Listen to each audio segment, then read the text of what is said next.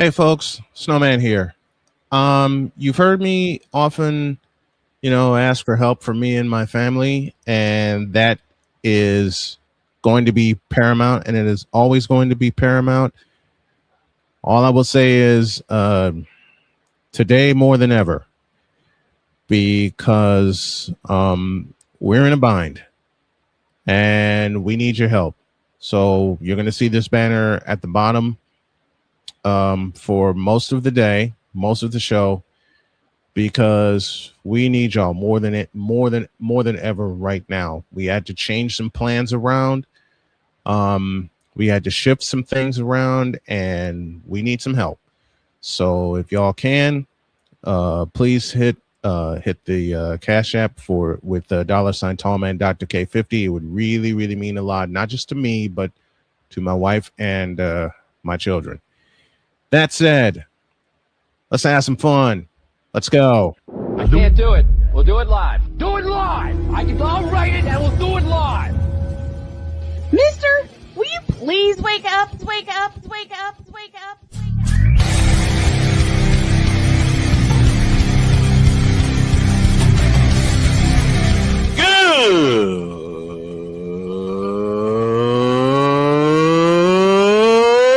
Good morning.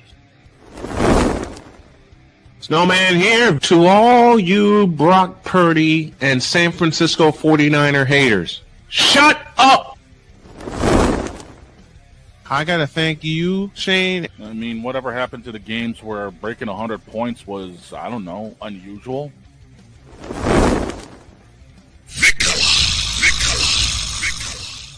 There was one word to sum up the All-Star weekend. Trays. Cause we take this job so serious. Splash Brothers, yes. Ray Allen, replace him with Steve Kerr. Reggie Miller, yeah.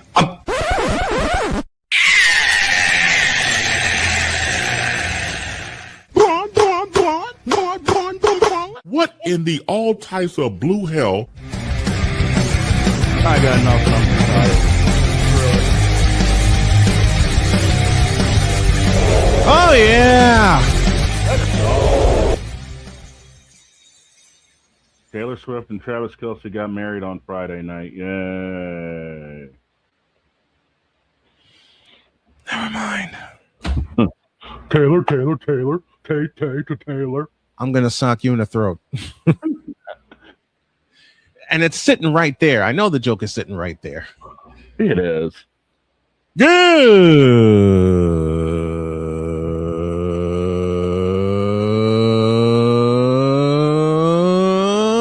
morning. Welcome to the truly manic Monday edition of Snowman in the Morning. Glad to have y'all with us. Jay Spivey at the bottom of hour one. Lot of stuff to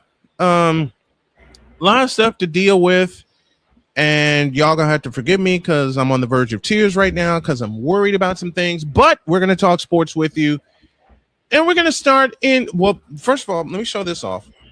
My daughter Cheyenne gave me this for Father's Day. Nice. And considering one of my favorite players of all time is the late great Pete Rose.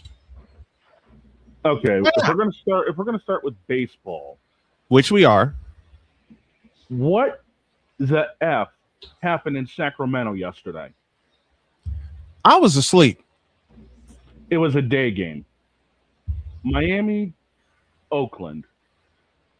Mm-hmm. Miami pitcher goes 7 perfect. Under 100 pitches, 7 perfect. The manager decides to pull him after 7. Let me guess, they lost.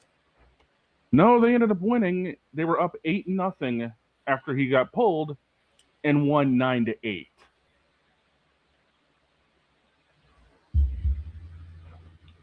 Say that again.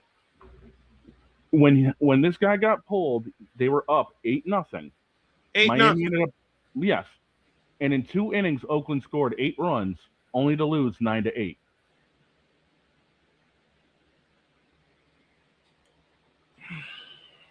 And this game was on a perfect game watch.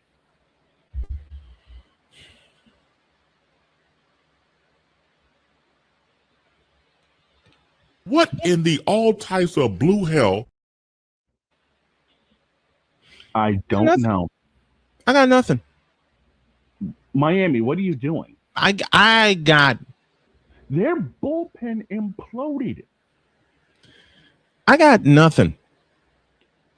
Hey, look, our bullpen imploded twice, Yeah. allowing 2 walk-off wins to Cleveland. But at least my White Sox split that 4-game series. Mm-hmm. So to be on a perfect game watch, 7 perfect innings, 21 up, 21 down. With 6 strikeouts, if I With remember correctly. 6 strikeouts. And Oakland came back and tied the thing? Oakland came back and fell 1 run short, 9-8. I think it was 8-6 after 8, and then it was 9-8 at the final.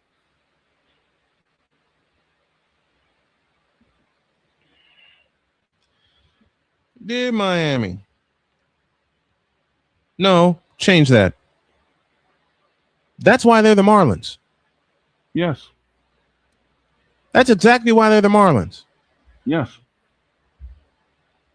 I got nothing. I got nothing. I saw the highlights this morning, and I was just scratching my head like this guy was on a perfect game watch under 100 pitches. Under 100 pitches. Yeah, through 7. Through 7. That's a Burley special. And they pulled him. And practically blew the game. Oh, Bretta. Oh, Bretta. Deeds. Passionate. Come after me! I'm a man! I'm 40! Unflinching. Let's go back to losing. Parking was easier. Unrelenting. They're not going to keep him off the field tonight. Totally. This one has a chance. Deeds.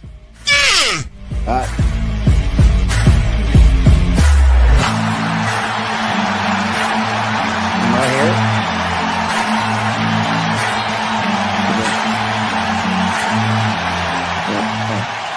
Hey, That's what's not up, just guys? a murmur, that's a full-blown fibrillation.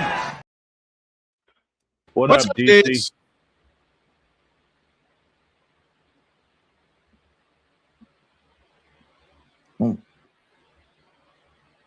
Are you all right, man?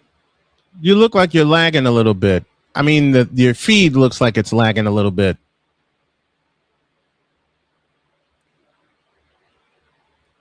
And it is. Okay. We'll do this. We'll come back to him when he's situated. Pizzle's with us, says good morning, but they won and that's all that matters. He's right. He's right. I could say the same thing about my White Sox yesterday. Led 2-0, trailed 3-2, led 6-3, tied 6-6, and won 7-6. And all I could say was thank God. Yeah, it was Yuri Perez that was dealing for Miami yesterday. Yuri Perez. And dear Yuri Perez, I'd request a new manager. Yeah, final line, 7 thrown, no hits, no runs, no walks, 8 strikeouts. And they barely won. How? Yeah, because Lake Bakar, his line, no innings pitched, 4 hits, 5 runs, 2 walks, no strikeouts. That's what happened. 5 runs. And he couldn't get an out. And he didn't get an out. Oh, my gosh. Nope. And then it turns into Pete Fairbanks giving up 3 hits and 2 runs. Yeesh. So, yeah. Oh, brother. Typical Miami special, if you ask me. And this was supposed to be a contender? Who told this lie?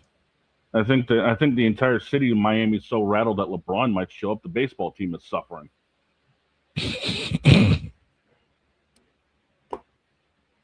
I didn't need to be told that. Find the lie. I know. That's why I said I didn't need to be told that. And there is no lie to be found. Nope.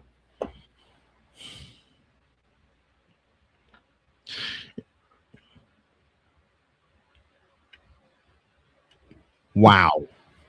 Yeah. Wow. And this is what they get going into the All-Star break next week. By the way, is it just me or has the All-Star game lost a lot of luster recently? In all the sports. Yes. I think we'll start there. Okay. There are all-star games across the 4 major sports. You suck. Ain't that the truth? Ain't that the truth? When did I watched the Major League Baseball All-Star game in '87? Me and my family did. 13-inning classic ended 2-0 American League. I think it was 2-0. I know the final score was 2-0, and it went extra innings. And players got multiple at bats. They wanted to win. Now you get a participation trophy. What? Hey, you made it in the All-Star game. Yeah. Never. I'd refuse. Because if I'm not going to be in a position to win, I don't want it. It was National League over American League 2-0. And it was in Oakland. I Yep. believe that. Correct me from that was in Oakland, California. I'm looking up full right now. Ironic thing is, that game was 1987, almost 40 years ago. And it had The date of that game, July 14th. This year's All-Star game, July 14th. And it went extras, didn't it? It went 13 of them, and yes, the game was in Oakland. Time of game 3:39, attendance 49,671. Listen to those last two numbers. 49,671. Time of game 3 hours 39 minutes. Final score of that game 2-0. Pitchers duel. Who started for both leagues in that game? Saberhagen for the American League, Right. Mike Scott for National League. Mike Great Scott, who won a division title with a no-hitter, by the way. That'll be on the test later. Listen to these lineups, dude. 1 through 8 for the American League. Ricky Henderson, Don Mattingly, Wade Boggs, George Bell, Dave Winfield, Cal Ripken Jr., Terry Kennedy, and Willie Randolph, and again, Saberhagen as your starter. National League, Eric Davis, Ryan Sandberg, Andre Dawson, the great Mike Schmidt, Jack Clark, Daryl Schmuck Strawberry, Gary Carter, Ozzie Smith, and again, Mike Scott as the starting pitcher. Where are those all-star lineups? MLB The Show 26. Where are the... Okay, here we go. Cole, this one's for you. Where are the all-stars for the all-star game? See, but see... Yeah. The Pro Bowl, I'm not going there. Let's not. The NBA All-Star Game, I can't. No. Just no. Just no. After the silly lockout year of 1999, the All-Star Game went downstairs.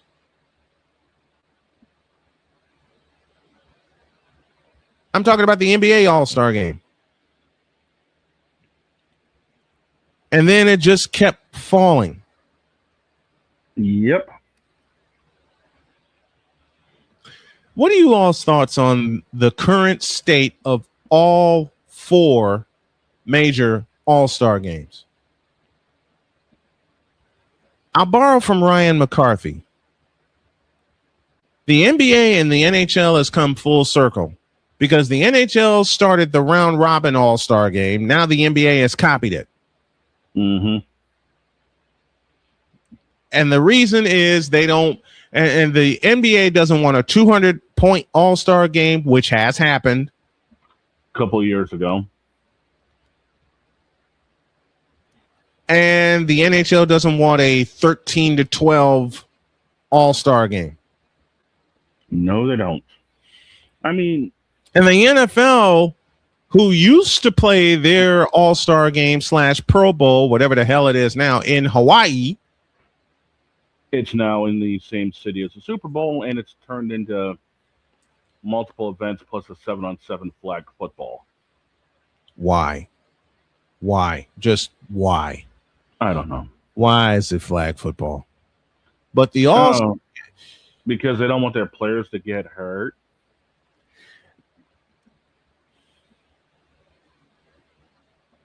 I see that look.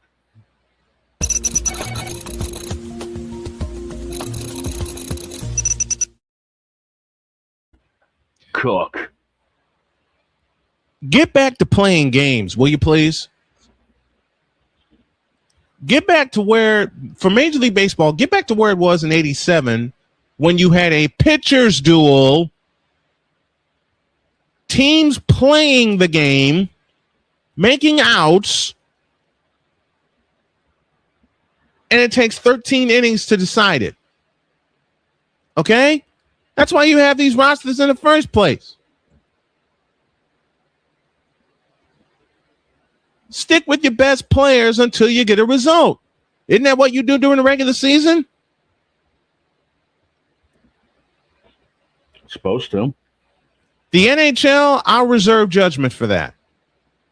Because I haven't watched the NHL. I admittedly haven't watched the NHL All-Star Game in a while. I heard about the changes. I'll reserve judgment. The NFL, oh, Jesus. That's a whole nother can of worms. That's a can of worms the size of Shedeur Sanders' paycheck.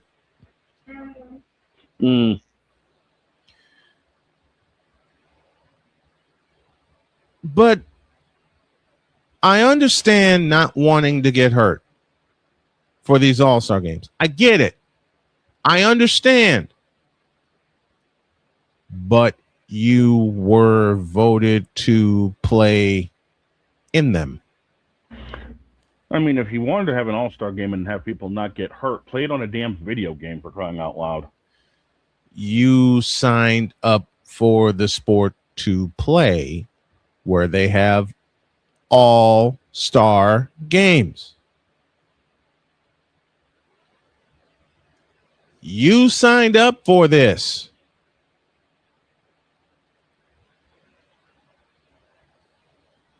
You signed up for this.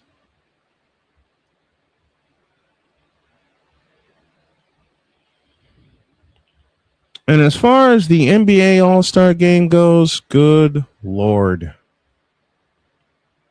You know what happened to what happened to the what's up, Victor? And Victor, I need a hell of a favor from you if you can. You know what happened to the NBA All-Star Game? LeBron James, that's what happened. Yeah. Oh, here we go. The joke. I've got something for that here later.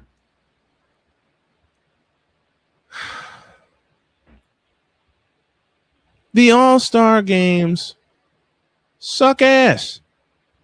Yeah, they do. All of them.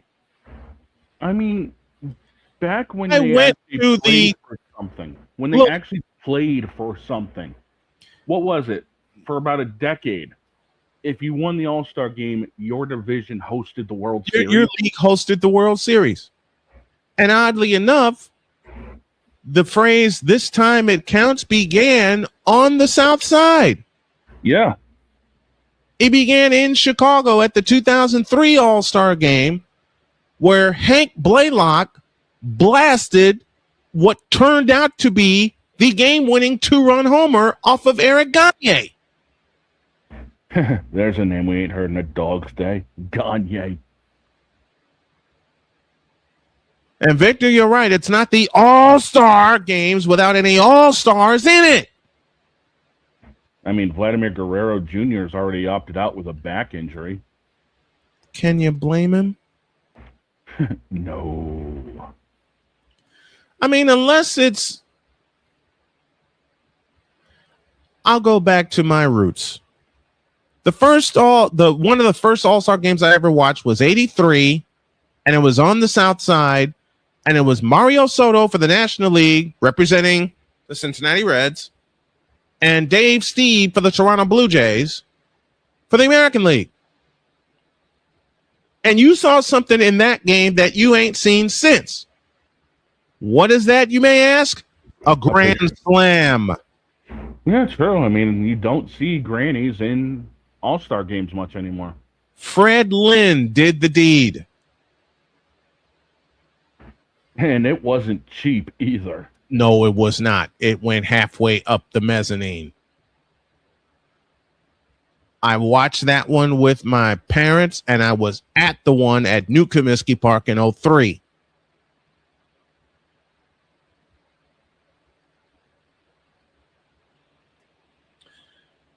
And since that home run from Hank Blaylock, and somebody in that 2003 All-Star game was distracted by the scoreboard because they had him turn off the scoreboard in the left field.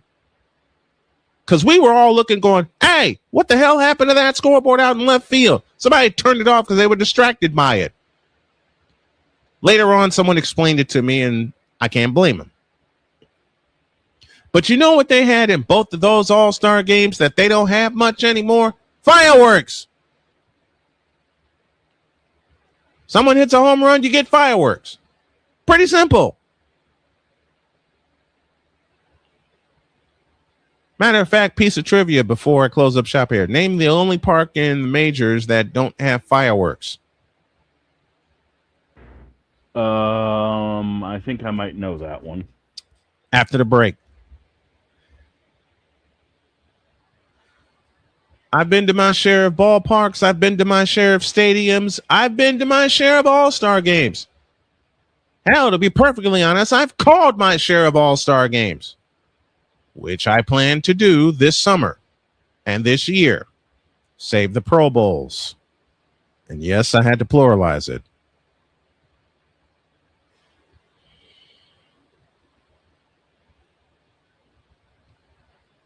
I don't know what the hell happened to the nerve of these players. I don't know what the hell happened to the competition gene of these players. But y'all need to hurry up and get it back. Because the question is often asked, are you not entertained? Hell no. How's that for an answer? Matter of fact, the great Chris Dietz provides the perfect question to close this thing. What are we doing? Quite frankly, Dale Earnhardt said it best. They might as well tie kerosene rags around their ankles so the ants don't crawl up and bite their candy ass.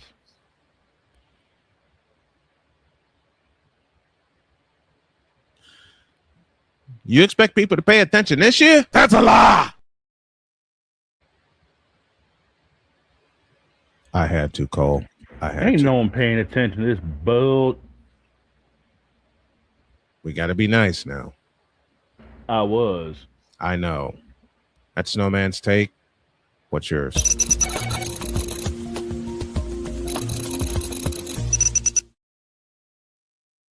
After the break, we'll get a few Spivey notes in.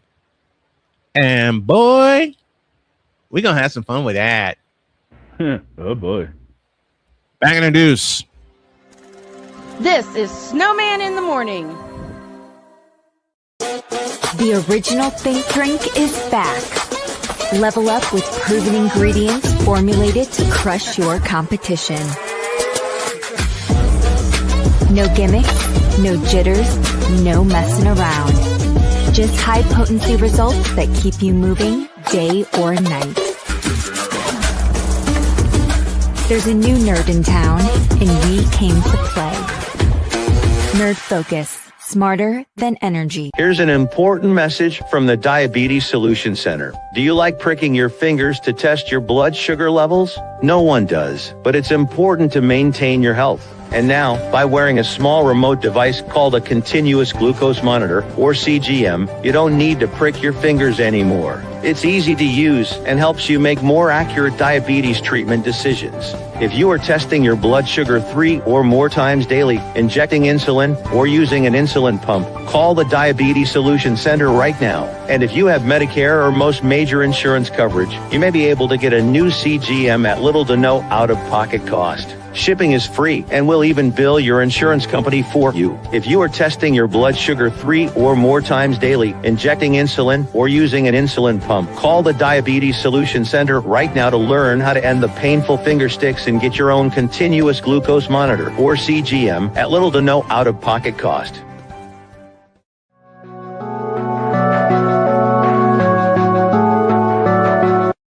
I want to do a TED Talk, but I don't have anything to talk about yet. I'm getting there. Life is for the living. We're not here that long. You can learn anything you want to learn without any money spent. What do I really enjoy? What do I really want out of life?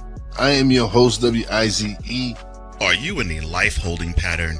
Well, this is for you. Welcome to the Stuck in My Mind podcast. Live every Monday, Tuesday, and Wednesday at 4 p.m. Central.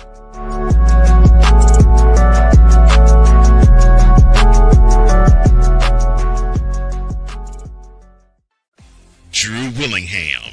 In this case, yeah, you put the blame on Kyle Shanahan for apparently not preparing the team enough for the overtime rules, supposedly.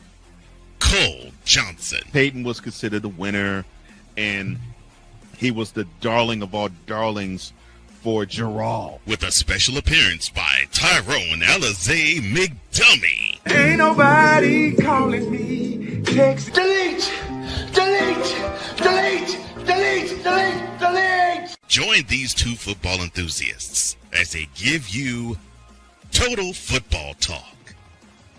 Live every Monday at 4 p.m. Eastern, 3 p.m. Central on the Sertoba Media and the Comey Media YouTube channels.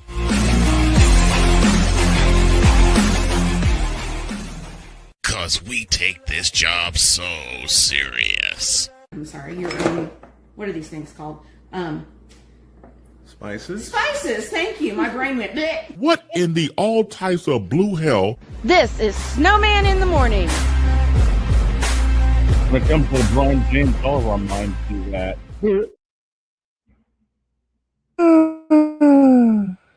33 after the hour, and she loved that.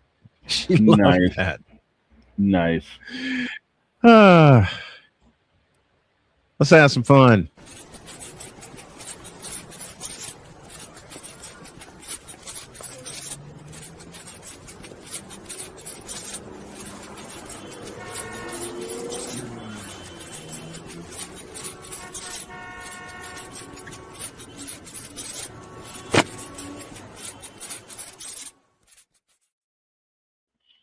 Jay Spivey's with us from North Carolina. Morning, Jay. What's up, guys? What's happening, Jay? Okay, Jay sent me a note yesterday that had me laughing. And a certain show down in North Carolina has met its demise. Huh? Yeah. The original host of said show has gone to Westwood One, very dear friend of ours. And yeah, as of was it, Jay? This past Friday, it bit the dust. I guess I don't know what. Honestly, I don't know what went into it. I don't know a thing about this. I'm guessing the radio station just decided to go a different direction, but it sounds like he is going to continue with his TR show. Oh no. Okay, you've got me confused. Who are we talking about here? Take a guess. There's about 10 people I could think of. Okay. He was the person we're referring to with the TR show. I'm not saying it because I think the name is dumb to begin with. It is. Because I've driven down the interstate many times, and especially in this day and time, you don't see a lot of tobacco on the roads. Nope. You don't. You don't. This guy was my producer once upon a time. Oh God, I think I'm on the track of you guys now. So now the station's going into a different direction. He was the first one to say something. He was the show's first producer. Woof. And you wonder why I don't deal with him anymore. I don't know. I don't know what went into the decision over at the radio station. I don't know if it was the owner, the producer, whomever. I have no idea. All I know is what I saw. Obviously, he's staying with his what is it? I guess it's online stuff that he does, his streaming stuff. Yep. That's not going away, and I'm gonna guess that's probably going to increase. That's going to increase. Oh boy. Break out the shovels. Well, I still go back to it's not. You can't make your show basically about two sports. And that's my argument about why he and other people do. And it's the same way about ESPN, all their talk shows except for PTI. Yeah. It's all about two sports. PTI. I love PTI. I love Pardon the Interruption. PTI, I'd never go a day without watching it. I watch it every single day. The other shows, I couldn't begin to tell you how little I care about them. I mean, let's be honest. They only really talk about one sport and then one person in one sport. Let's be real. Oh, it's two sports. It's NBA and NFL. The NBA and NFL is all they care about. Yeah, and like I said, they only talk about one person in one of those sports. That's it. The other sports, I mean, the all other you know what drew me away from ESPN? The way they changed Sports Center. Oh, I don't. Like last night, I watched it after the World Cup was over. I watched it just because I hadn't seen any other sports yesterday. And in 1 hour, I don't think they showed more than 2 baseball highlights. I'm not surprised. I mean, there was like nothing of any significance on there last night. I mean, honestly, I watched it this morning, both the SC at night and then the 7 a.m. edition, and they showed maybe 15, 20 minutes total, and then maybe a few of them in top plays. That's about it. And like last night, I cannot remember his name, so forgive me. They had a guy on there talking about the World Cup and the change from the red card to Faux Balogun allowed to be played tonight. And he's a former American player, and he was on there as a so-called expert. First of all, you couldn't understand a word he was saying, and he was so nervous. He was so nervous. Yep. And I don't know if he knew what he was talking about. I'm sure he does because he's a former soccer player, but he was so nervous you really couldn't understand what he was talking about. And the fact he's obviously not fully, even though he did play for America, he's not fully English. I'm guessing he's bilingual.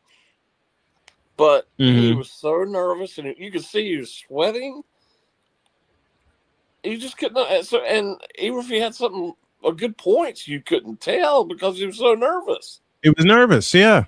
Well, just because you played a sport doesn't mean you're going to be good on TV, and they tend to do that a lot with their so-called experts. Yeah, and you use the perfect phrase, Jay. So-called experts. So-called. There are a lot of those people out there in every sport. Well, if you're going to hire somebody, especially for something like this that's only going to last 6 weeks, make sure they speak pretty well. And make sure the people can understand them. I mean, I am not a soccer fan. I don't know if you guys are. I've watched quite a bit of it, but I'm not a soccer fan. But I mean, I think yesterday's decision was. Obviously, I'm American. I'm wanting to do well, but I think it was bogus. I think it sets a bad precedent. No pun intended, considering who seems to got involved in it. Right. And then praising himself for it online yesterday, as he always does. As he. Oh boy. Well, we all know that ego's more inflated than LeBron's stats. I mean, come on here. Are we surprised? Well, this guy yesterday, he never said a word about that. And they asked him, and he was like, he just kind of blah, blah, blah, blah. You just kind of mumbled his way through everything. Yeah, because he was trying to avoid the typical, well, you know. No, I don't even know. I think this guy was just so nervous. I don't even think he knew what he was talking about yesterday. Yeah. That can happen. I've seen that happen. Been down that road, actually. But I mean, this is a big deal. I mean, especially tonight, it's a big deal. It is a big deal. Have somebody on there who has a clue what you're talking. Now, I will say this, and I know he's a soccer player. He's a former soccer player, but he is excellent on TV, and he knows the sport. Taylor Twellman is excellent. Yep. And they've been having him a lot on there, as well as PTI. He is excellent on TV. But you got to have those kind of people on there who know what they're talking about, and who don't freeze when you're asked a question. Right. And we've seen that, and with that 4-letter network, we've seen it so many times where they bring so-called experts on that when you ask them a question that's something they're supposed to be an expert on, they freeze. Right. Well, I'm the first to admit. I mean, if it weren't for my job, I'm very shy outside of work. But work forces me to talk to people. Yeah. But when I used to work at the newspaper, part of my job was that I had to do weekly videos and we'd stream them on the website. Yeah. At first I was like, I did not want to do that. I really did not want to do that. Right. But I got to the point where I thoroughly enjoyed doing them. And most of the time I didn't even see the camera in front of me. I was just too busy talking to the person I was talking to. Yeah.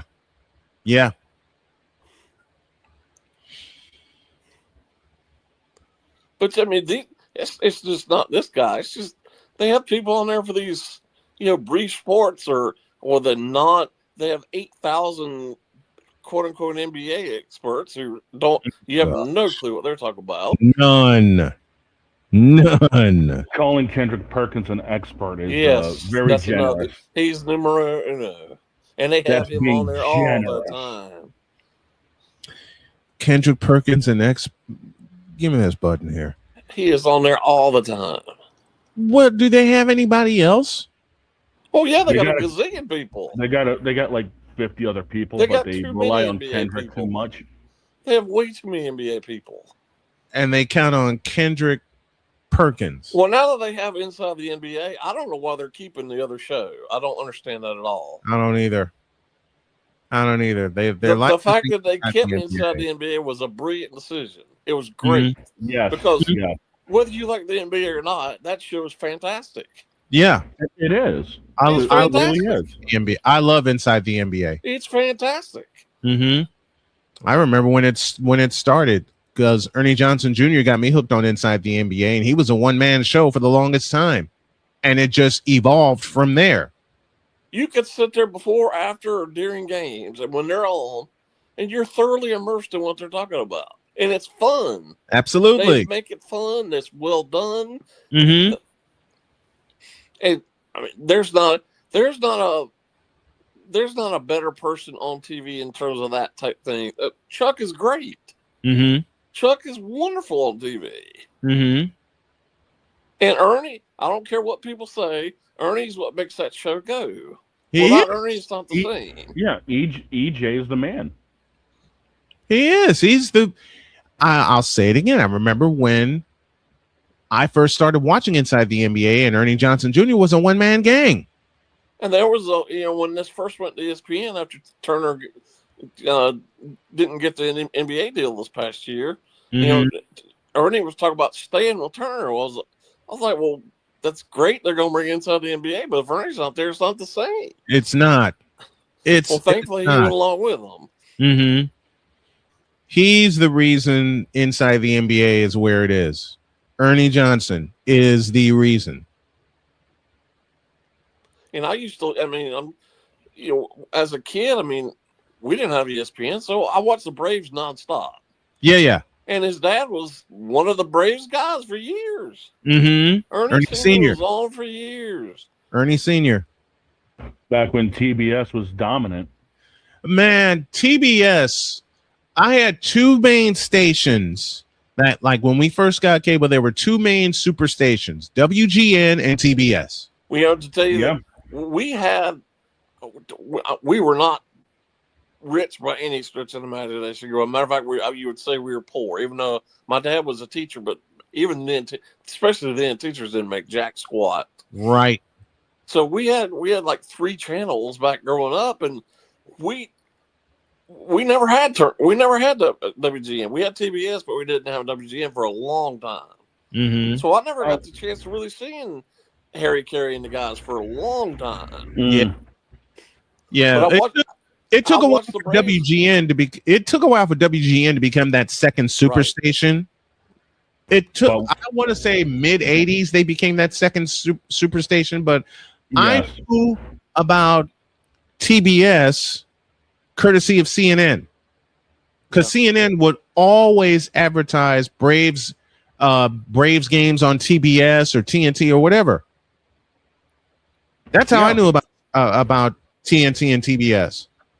I mean, like I said earlier ESPN, on. so that's all. The Braves were on every single night, so that's what all I watched. Yeah, I mean, like I said earlier on, even up here in Maine, WGN was featured on a lot of cable packages. TBS. Yep. I mean, it took a long time for ESPN to become normal cable package. Right. So then those of us that had like basic cable, we would have like the Foxes, the ABC, NBC, CBS, but then we'd get spoiled with WGN and TBS. I mean, I said it before. I watched more Bulls games growing up than I did Celtics games. Yeah, growing up, even when ESPN started, it was a long time before our house had ESPN. Yeah, and I mean, part of it again is we just didn't have any money, right? So we couldn't get the whole cable package. Well, the one voice that, aside of Ernie Johnson Sr., how I knew about Braves games was John Sterling. Well, yes. A lot of people just didn't know that John was with the Braves because he was an original member of the Braves. Right. It was Ernie Sr., Skip Carey, and Pete Van Wieren. And then John Sterling came over. Sterling came along, and not only was he one of the television voices of the Braves, he's also one of the television voices of the Hawks. Well, my dad, who was a diehard Yankees fan to the day he died, he would listen to John Sterling. I was like, I never was a huge fan of Sterling. I respected him, but I was never a huge fan of his. Right. We were listening. I had Sirius XM. We were driving after eating dinner, and the Yankees are on. I said, he used to work with the Braves. He's like, he did. He looked at me quizzically, like, you don't know what you're talking about. I said, yeah, John Sterling was on there for a long time. Yeah, he was. Anybody who needs any kind of clue of John Sterling's work, as a reminder, I mean, this past Saturday night, the 41st anniversary of the Braves Mets game. Well, Sterling called that game. The Rick Camp game. He called that game. Yep. The Rick Camp. This is the wildest, craziest game I've ever seen. This is what do you say? This is certified as the wackiest. Right. He said, if Rick Camp hits a home run, this will be certified as the wackiest game I've ever seen. There you go. And when you know it, the last player on the bench hits a home run to tie the game. Fulton County Stadium went crazy. He went crazy. It's a long way from what we grew up watching to what we see now. Well, it's like with your boy. He only talks about 2 sports, and only only in those sports, pretty much his teams, which aggravates the living fire out of me. Aggravates me too.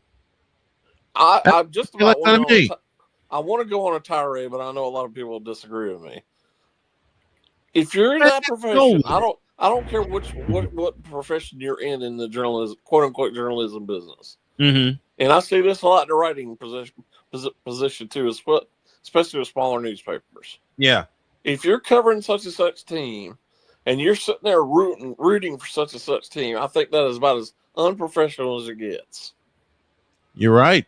And one of the rules in press boxes is you don't cheer in the press box. You don't cheer a team.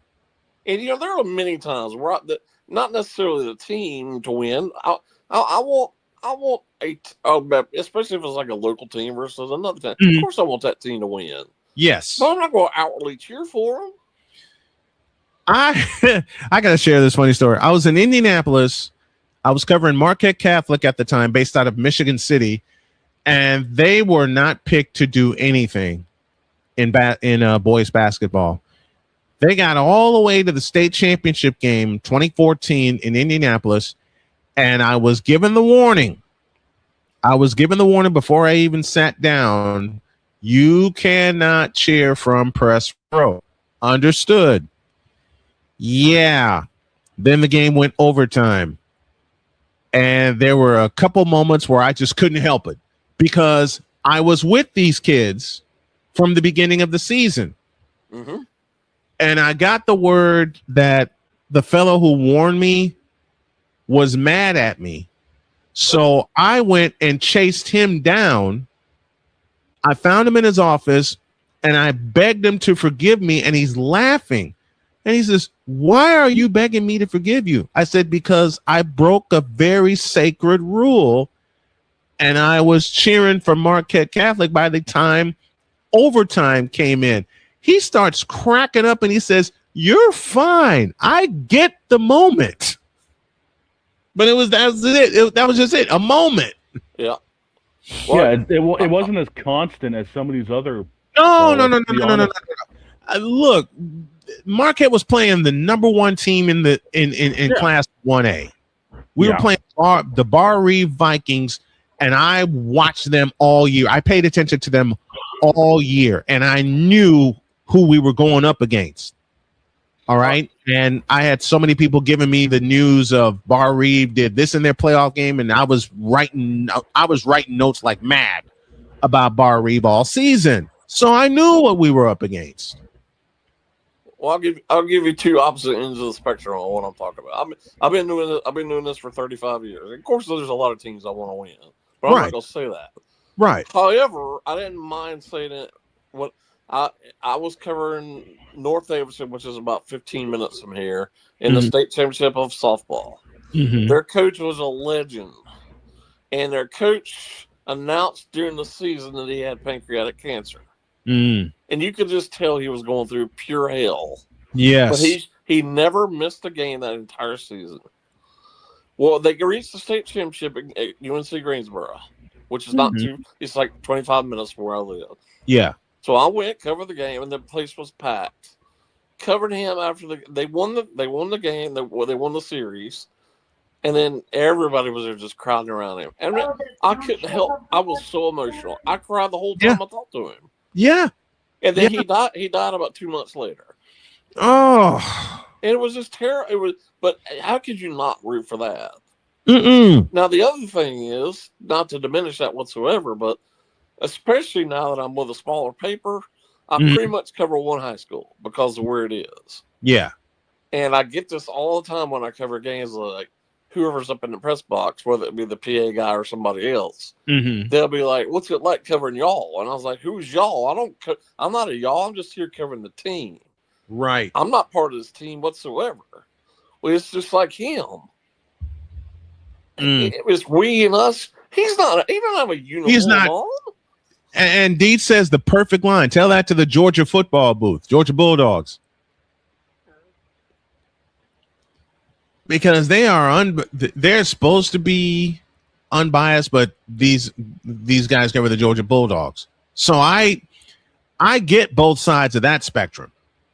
I do. I understand it more than anybody I realizes. understand rooting. I mean, if you're in the Georgia booth, I get rooting for your said team. Yes. But don't say we and us. Mm-hmm. You're not on that team. Well, Larry Munson did it all the time, and Scott Howard does it now. I think that's wrong. Scott Howard. You're not a we or Howard an does us. it now. You're not a we or an hour. You're not an hour either. Mm-hmm. I don't use when I call games. I don't use those pronouns. I don't. I don't. Do I want the team to win? Yes. Perfect example, Indiana Fever. Do I want them to win? Yes. But I'm going to be fair in calling those games also. I mean, I interview the coaches and players all the time for this high school. I never ask them we, us, or our, and I never will. No, nor will I. It's not right. It's not. It's just like I think I don't want to put this. I don't know this for sure, but I get this perception. I think a lot of the coaches there want me to just kind of bow down to the school. That's not going to happen. I'm there to cover the school. I'm there to do a service for the kids and the coaches and the teams. I'm not there to be the PR agent for the school, and nor will I ever. Exactly. I will say again, I've had my moments, Marquette Catholic being a few of those moments, because I covered those. I never bowed down to the school, but I fell in love with those kids. Yeah, absolutely. I fell in love with those kids, boys and girls basketball, because I was there three and a half seasons. Fell in love with the kids. The parents made it fun. Right. The heck with the school. It was the kids that made it fun for me. Same held true about Hebron baseball in 2016 when they got to semi-state, and one of the pitchers that was on that team is now a member of the Milwaukee Brewers, and Chad Patrick. Right. And when I tell people in messages all the time, I saw Chad pitch in high school, and he says, how is that possible? I covered his games. More to the point, I did play-by-play for Hebron for 2 years. The rules are getting too blurred for me, but I'm sticking to what has worked for me over the course of almost 31 years. Well, I know he's basically his own boss, but I just don't understand why more people don't get aggravated by it. We, us, and our. I get so aggravated.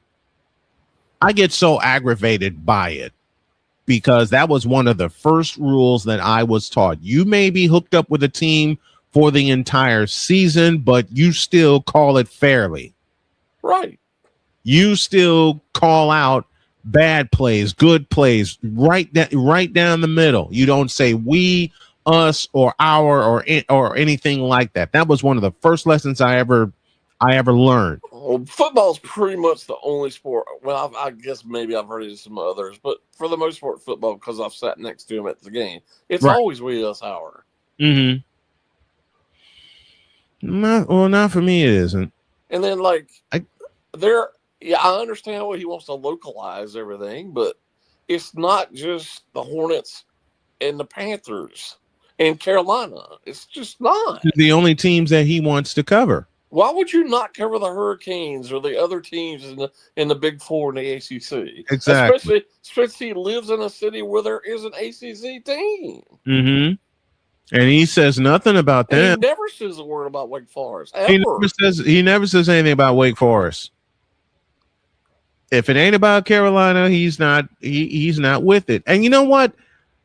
We'll close the hour with this. And Jay, I think you remember this. He sent a question to me that he wanted me to answer on the air about the greatest moments in Panther history. Oh, jeez. I said, "Are you kidding me?" Who cares? He says, "Yeah, I want you to answer that question on the air." I didn't. Who cares? In fact, to really piss him off, I did it for the team I grew up watching, which was the San Francisco 49ers.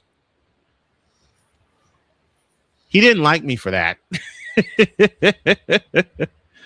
But you got to have fun with it, and I did then. Jay Spivey joining us every single Monday at the bottom of hour 1.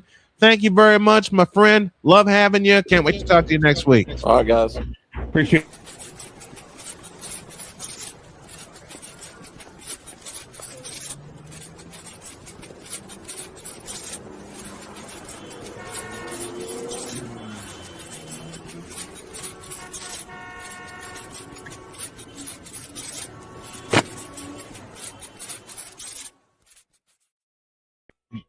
If you know about the show and the Snow family, please do so by hitting this right here, cash.app/$Tallman, Dr. K50. And Victor, I don't know if you heard me, but could really use a favor from you right now. I got more broadcast stories just like that. Oh, I've got a few of my own. Well, I really pissed off some people. Oh, yeah, I've got one of my own. Broadcast stories for hour 2 after this. This is Snowman in the morning. During bad weather, driving can become downright dangerous. What's your emergency, please? Trust Battle Vision Storm, the revolutionary glare reduction glasses that turn your sight bright during bad weather at night or during the day. Watch your ordinary vision become extraordinary. Battle Vision Storm uses light optimizing lenses that block blue rays so you see clearly in heavy rain at night or blinding snow during the day. Heavy rain, snow, sleet, or fog can make it impossible to drive. Not with Battle Vision Storm. Get your Battle Vision Storm for only $19.99. But wait, due to rising costs and supply chain shortages, this may be your last chance to get your very own at this low price. There is a strict limit of 4 Battle Vision Storm per order while supplies last. Don't wait, order now. Call 1-800-483-6319 or visit battlevisionstorm.com. So call 1-800-483-6319 now. Here's an important message from the Diabetes Solution Center. Do you like pricking your fingers to test your blood sugar levels? No one does, but it's important to maintain your health. And now, by wearing a small remote device called a continuous glucose monitor, or CGM, you don't need to prick your fingers anymore. It's easy to use and helps you make more accurate diabetes treatment decisions. If you are testing your blood sugar 3 or more times daily, injecting insulin, or using an insulin pump, call the Diabetes Solution Center right now. And if you have Medicare or most major insurance coverage, you may be able to get a new CGM at little to no out-of-pocket cost. Shipping is free, and we'll even bill your insurance company for you. If you are testing your blood sugar 3 or more times daily, injecting insulin, or using an insulin pump, call the Diabetes Solution Center right now to learn how to end the painful finger sticks and get your own continuous glucose monitor, or CGM, at little to no out-of-pocket cost. Whether it's news, the largest egg producer finds bird flu in chickens at a Texas plant, weather, devastating tornadoes rip through the heart of the United States, inspiration, a breast cancer survivor completed the journey of chemotherapy, and now begins a future one of matrimony, or sports. Michael Jordan is shown on a photo with Diddy. LeBron James has a video extolling the virtues of a Diddy party. This has been yet another beating a dead horse presentation. We got you covered. BS3 Network, in association with Comey Media Incorporated, proudly present The Morning Shift with Cole Johnson. Live every weekday at 8 a.m. Eastern, 7 a.m. Central.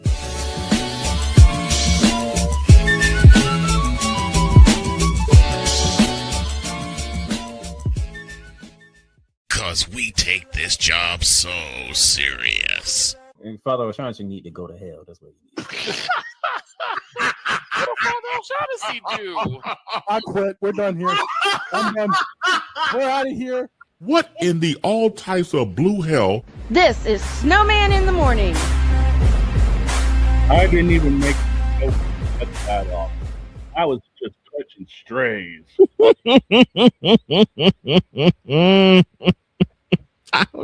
I don't know. I don't know either. I'm the one that made the joke, and you paid for it. I was catching more strays than the Jets front office because they play Madden. Oh, by the way, hi, Ryan.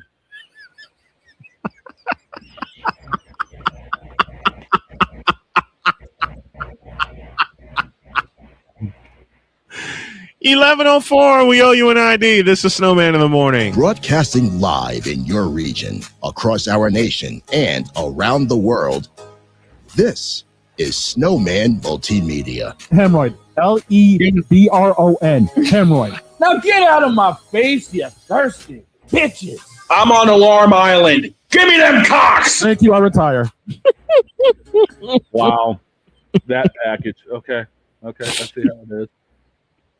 Oh, shut up. Like you haven't thrown a few at me. Yeah, true.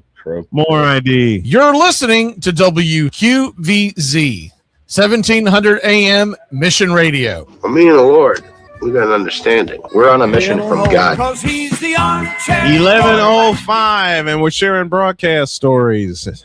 And I'll expand on the one that I told before the break. Okay. We were living in North Carolina, and I'll echo what Jay said. I understand wanting to localize programming. I get it. But I'm a Chicagoan. Yeah. When he sent me that rundown and wanted me to talk about the best moments in Carolina Panther history, that takes all of about 30 seconds. I didn't do it. Obviously. I didn't do it for two reasons. One, I couldn't. And two, that's not my team. Exactly. he says you didn't even try to talk Panther football because that's not my team, dude. Nope.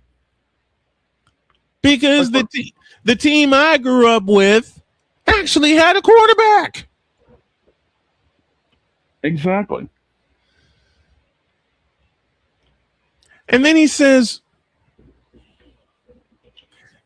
y'all ain't gonna believe this, Ish. Then he says, can you do it tomorrow? What?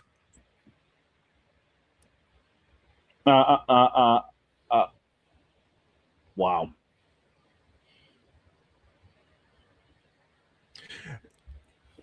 Here's how bad it got. Mm-hmm. Here's how difficult it was for me to answer that particular question that he sent me.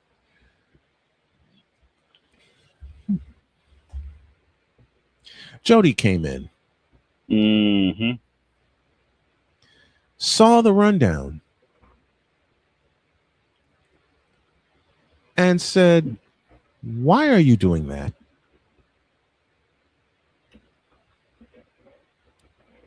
My wife. I said, baby, this is what he sent me. And she looked at me and says, you didn't do it, did you? No. Well, what team did you did it? What team did you discuss? Mine. She gave me a rub down and says, good move.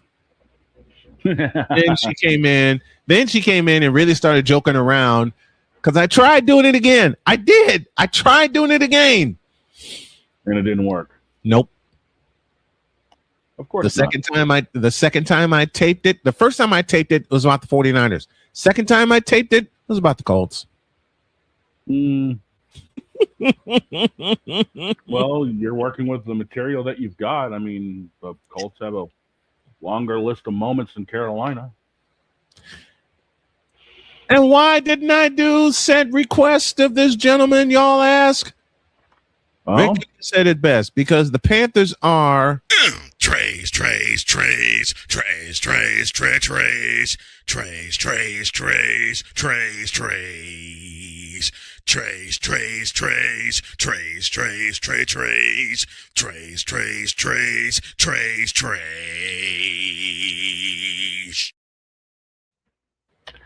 Breaking news from the Charlotte Observer. LeBron James has signed with the Carolina Panthers and taking lessons from Cam Newton.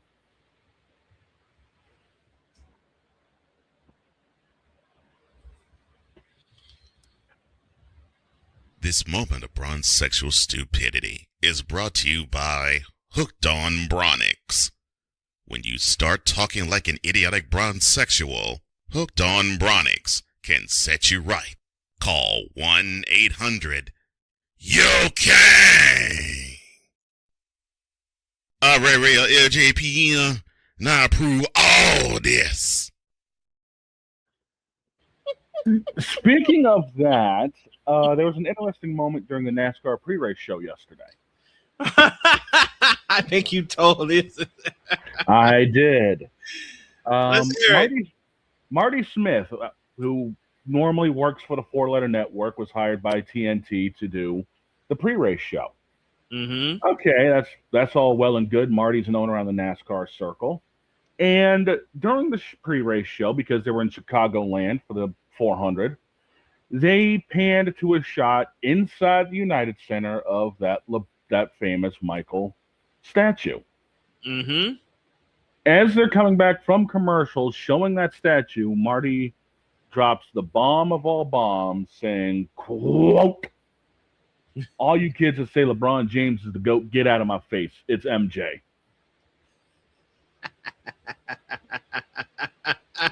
I literally just sat back and I'm like, oh, the bronze sexuals who are NASCAR fans just got pissed off. You think? The crazy thing is, I didn't hear a damn one of them chirping on Twitter. Surprise, surprise, surprise. I got Victor. Yep.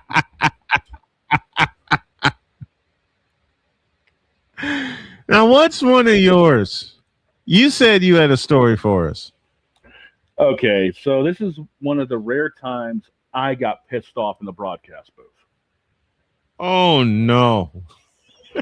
So I'm covering a league race. My producer, a good friend of mine, Dave Regal, and I were covering a truck race at Dover. Mm-hmm. The race itself is going fine for about 40-odd laps until we think it's a normal crash happens. So, it's yellow flag. We go through the replay. Yep. And it turns out that it was actually more of an intentional junking. Oh, my gosh. Which caught somebody else out, destroying their day. Mm. I proceed to go the absolute F off in the booth about what happened. I mean, I'm laying down the law basically about the incident. Yep. Like, I gave no quarrels about if people got pissed off with what I was saying. None. Like, my impartialness went clean out the window. I was talking about it as a driver. I was talking about it as a car owner. I was talking about it as everything. We don't need that ish. No. So I get done my spiel, and within about 10 seconds, we go to commercial. Producers in my ear like, "Are you good, dude?" "Yeah, I'm fine. Why?" "Okay, we talked about it. Let's move on from it. We don't bring it up again the rest of the broadcast." Right after the race, I'm in the league's Discord like, "Guys, I'm sorry I went off about that. The whole spiel, like I'm supposed to be unbiased, yada, yada, yada. Mm-hmm. I apologize." Mm-hmm. Every last one of them in that Discord to a T said, "We'd rather have somebody with fire in the booth than anything else." I was like, okay. No.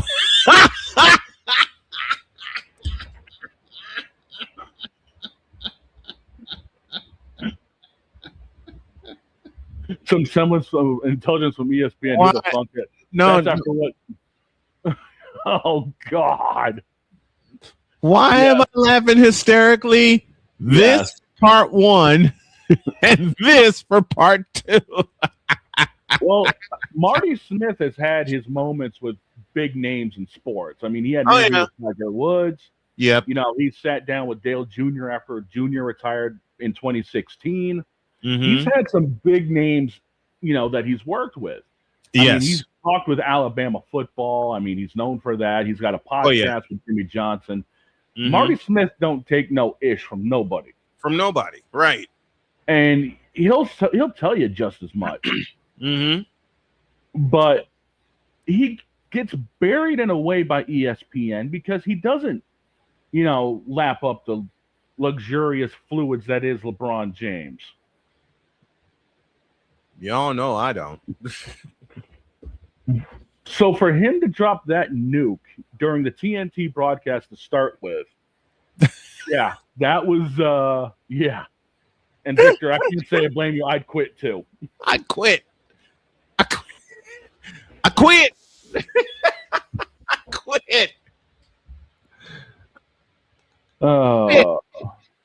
I think Marty basically said, "Get out of my face, you thirsty bitches."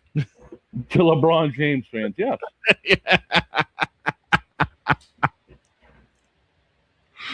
Oh Lordy.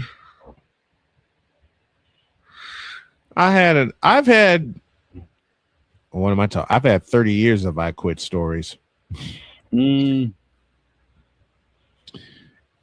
in 2 words, or in a sentence, the semen sample story. Yes. Yes. And no, Victor, Marty said no to the Joy juice and to the brown Thank liquor. God. Oh, side note from that race, Bubba Wallace was driving a special upper deck paint job because they were celebrating 30 years of the Space Jam movie. And Upper Deck will be releasing special edition Space Jam cards come November. So basically, I'm going to hate to do it, but I'm going to do it anyway. You don't hate to do this, Ish. What the hell are you talking about? Shut up. Don't give me that pile of crap. Shut up. And this is what we get for trying to think we're going to go 3 hours on a Monday. Okay. So basically, Marty got a song sung to him. That sounds like this. Use a troll. Troll. Use a troll. Troll. Use a troll. I said that use a troll. Troll. Hey, Braun fans, shut up.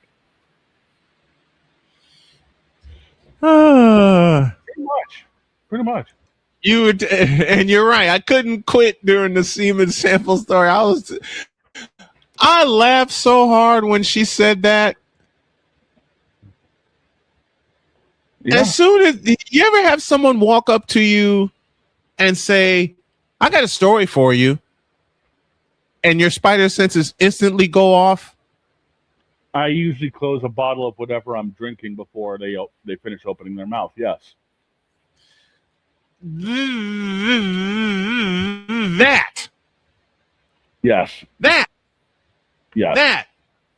Yes. I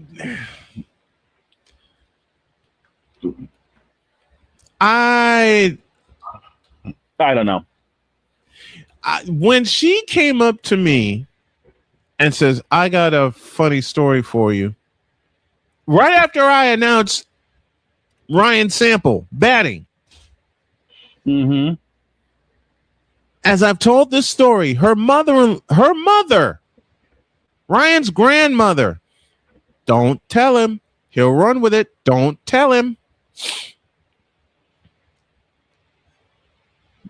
And by that time, I'm intrigued. I said, okay, what, how, what? Tell me. Why did I say that? You find out the story the hard way. That's what she said. Yeah, that's exactly what she said. All she had to say was, my maiden name was Seaman. And I lost it. Yep. I lost it. Seaman Sample. Yep. Then she comes up to me and she heard me talking about Jay Leno's weddings. Yes. When he does headlines. Yeah. Then she informed me that that headline made it to Jay Leno. I found it.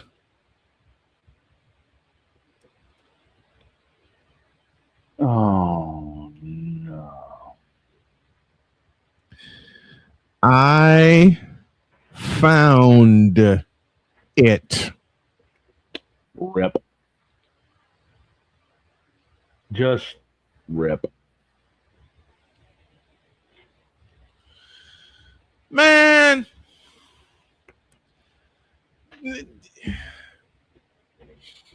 For those of you who don't know the second part of that story, Victor does. That was 2007 when that happened. 6 years later, I'm getting ready for a football game with Trinity International University out of Deerfield, Illinois, and Olivet Nazarene out of Bourbonnais, Illinois. Olivet Nazarene sent me all the information I was looking for. Their game notes, their 2D, their depth chart. For those of you that wonder what a 2D is, that's their depth chart. Then I saw the name of the quarterback for Olivet Nazarene. Yeah, boy. The name of the quarterback for Olivet Nazarene. Remember, this was 2013. This was 6 years after I had him in the I had him in the tournament, in the baseball tournament. The quarterback's name was Ryan Sample. And I said, no, it can't be. And then came the following Tim Allen impersonation of "Arr!"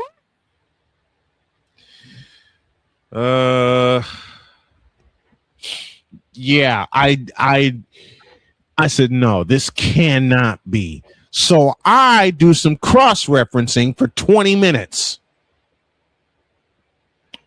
It is. It's him. It's him. Mantino, Illinois. Ryan bleeping Sample. And instantly you start laughing. I start cracking up.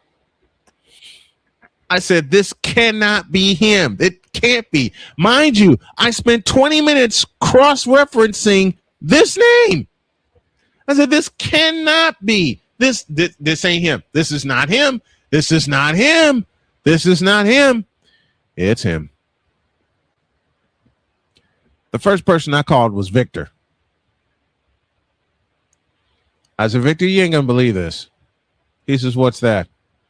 You know I'm getting ready for Saturday with TIU and Olivet Nazarene. He says, yes.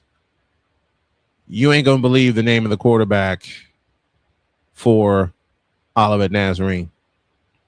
He says, lay it on me. Ryan Sample. Victor hangs up. I was about to say, Victor's next words, click. He calls me back and says, say that again. Olivet Nazarene's quarterback is Ryan Sample. Victor's next sentence, for the second time, click.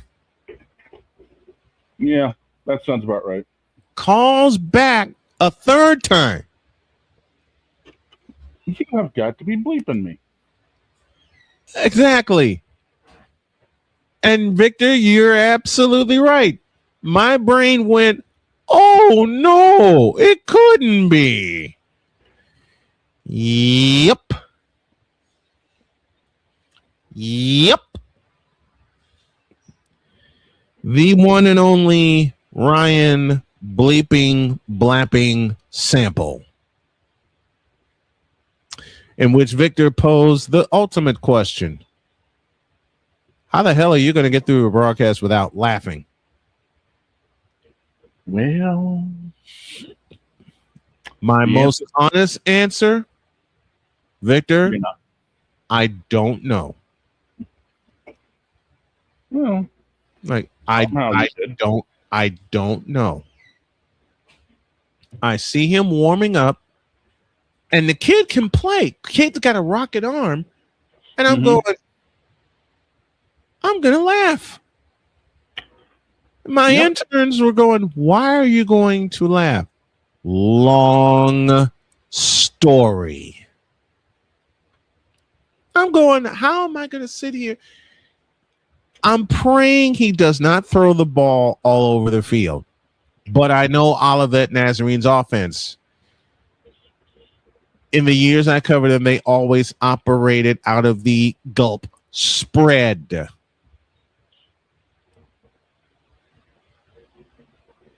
Oh my God, the jokes write themselves. Yeah. Yeah. They operate out of the spread offense, which means nobody in the backfield and 5 wideouts. All I did was pray that entire afternoon that I don't lose it whenever I had to say sample back to pass. Yeah, that did not last. Do you know that Ryan Sample threw the ball 51 times?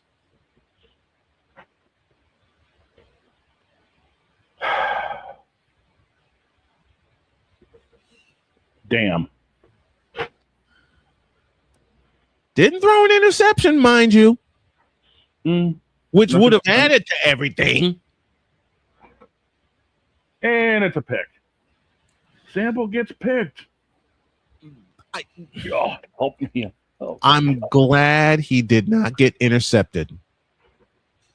But he threw the ball 51 times. 51 times. I packed up. I put my equipment away.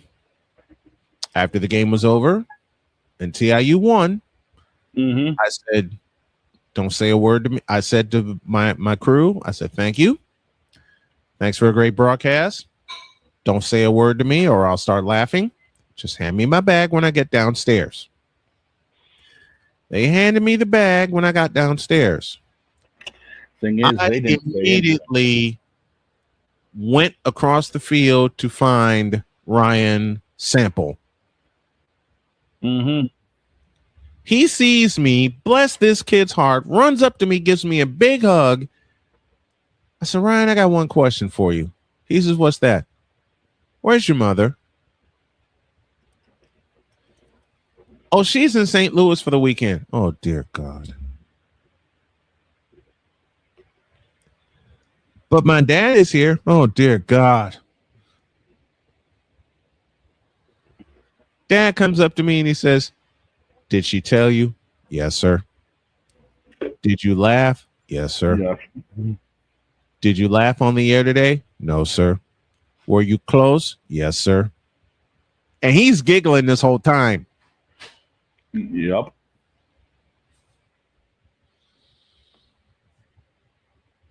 I found the clip from Jay Leno and I sent it to the crew of the Seaman Sample headline.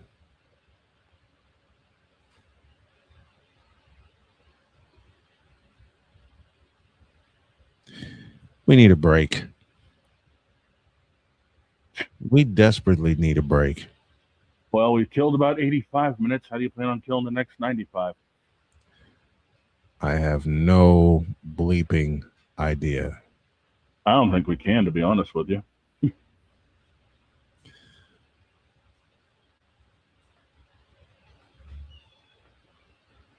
I don't know.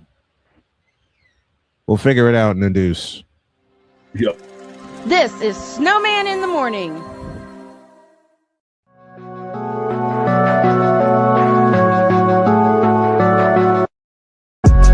a TED Talk, but I don't have anything to talk about yet. I'm getting there. Life is for the living. We're not here that long. You can learn anything you want to learn without any money spent. What do I really enjoy? What do I really want out of life? I am your host, WIZE. Are you in a life holding pattern? Well, this is for you. Welcome to the Stuck in My Mind podcast. Live every Monday, Tuesday, and Wednesday at 4 p.m. Central.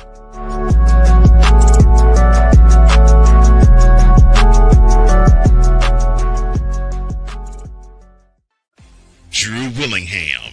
In this case, yeah, you put the blame on Kyle Shanahan for apparently not preparing the team enough for the overtime rules, supposedly. Cole Johnson. Peyton was considered the winner, and he was the darling of all darlings for Gerald. With a special appearance by Tyrone Alizé McDummy. Ain't nobody calling me. Text delete, delete, delete, delete, delete, delete. Join these two football enthusiasts as they give you total football talk. Live every Monday at 4 p.m. Eastern, 3 p.m. Central on the Sertoba Media and the Comey Media YouTube channels.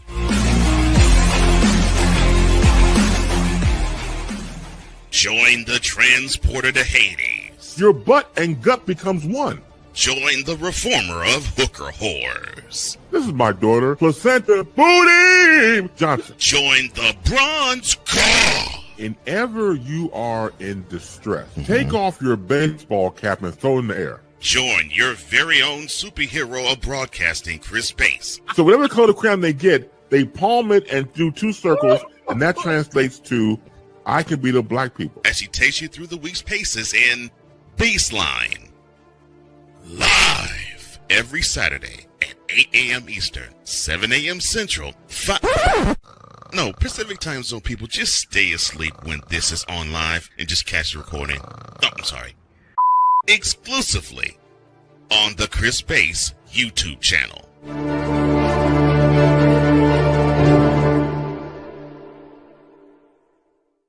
Here's an important message from the Diabetes Solution Center. Do you like pricking your fingers to test your blood sugar levels? No one does, but it's important to maintain your health. And now, by wearing a small remote device called a continuous glucose monitor, or CGM, you don't need to prick your fingers anymore. It's easy to use and helps you make more accurate diabetes treatment decisions. If you are testing your blood sugar 3 or more times daily, injecting insulin, or using an insulin pump, call the Diabetes Solution Center right now. And if you have Medicare or most major insurance coverage, you may be able to get a new CGM at little to no out-of-pocket cost. Shipping is free, and we'll even bill your insurance company for you. If you are testing your blood sugar 3 or more times daily, injecting insulin, or using an insulin pump, call the Diabetes Solution Center right now to learn how to end the painful finger sticks and get your own continuous glucose monitor, or CGM, at little to no out-of-pocket cost. 'Cause we take this job so serious. Gerald Jones has no brains. His football acumen is the same capacity as Gun Run's moral capacity. What in the all types of blue hell? This is Snowman in the morning.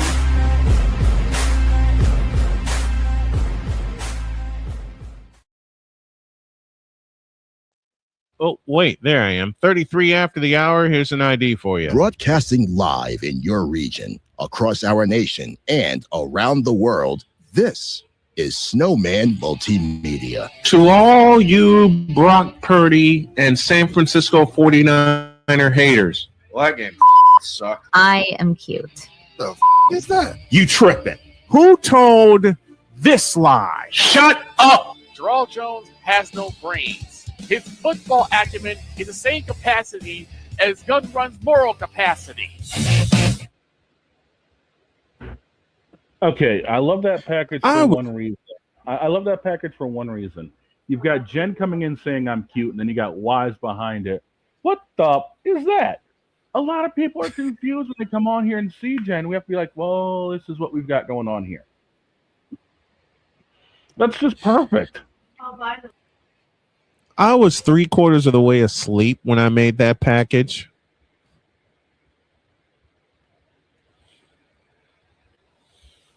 Nice. I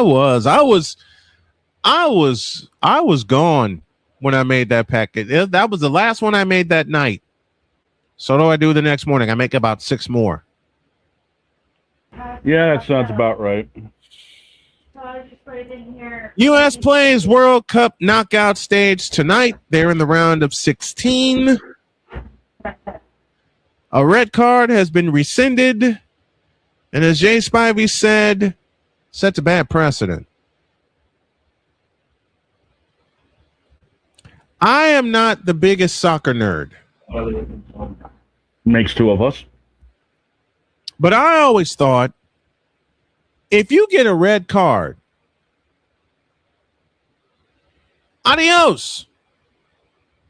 Hit the road, Jack, and don't you come back no more. Pretty much. This one has been rescinded. How? Look who got involved.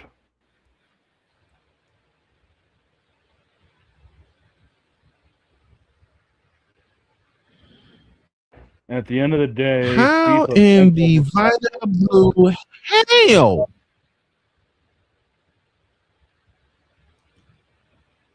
How in the Vita Blue, yellow-bellied, red-blooded hell did he get to dictate that? Host country of the game, probably. Still. Don't ask me. Don't ask me. I'm not.